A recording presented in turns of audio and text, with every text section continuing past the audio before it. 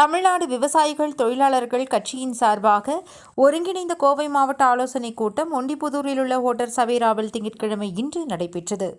இக்கூட்டத்தில் தமிழ்நாடு தொழிலாளர் நல வாரிய தலைவரும் தமிழ்நாடு விவசாயிகள் தொழிலாளர்கள் கட்சியின் மாநில தலைவர் பொன்குமாரும் கலந்து கொண்டார். இக்கூட்டத்தில் தமிழ்நாடு விவசாயிகள் தொழிலாளர்கள் கட்சி 2 சட்டமன்ற தொகுதிகளை உள்ளடக்கியது.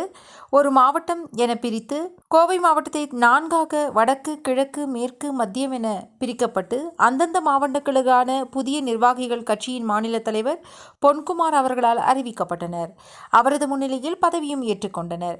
இந்நிகழ்ச்சியில் கோவை மத்திய மாவட்டத்தின் தலைவராக ஏற்கனவே அந்த கட்சியின் மாநில இளைஞரணி பொருளாளராக இருந்து வந்த குரூஸ் முத்து பிரின்ஸ் நியமிக்கப்பட்டுள்ளார்.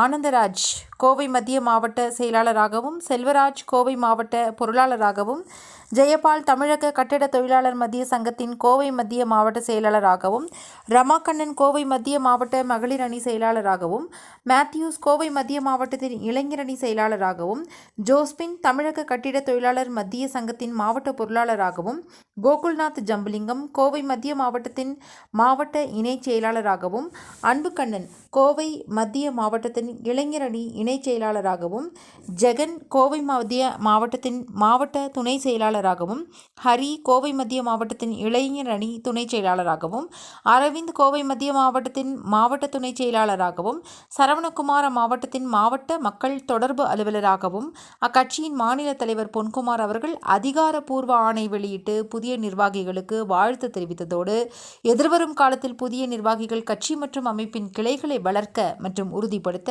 உழைக்க வேண்டும் என்றும், அந்தந்த மாவட்டங்களில் தொழிலாளர்கள் அதிகப்படியாக தொழிலாளர் நல வாரியங்களில் பதிவு பெற இந்த கட்சி மற்றும் அமைப்பு பாடுபட வேண்டும் என்றும் கேட்டுக்கொண்டார்.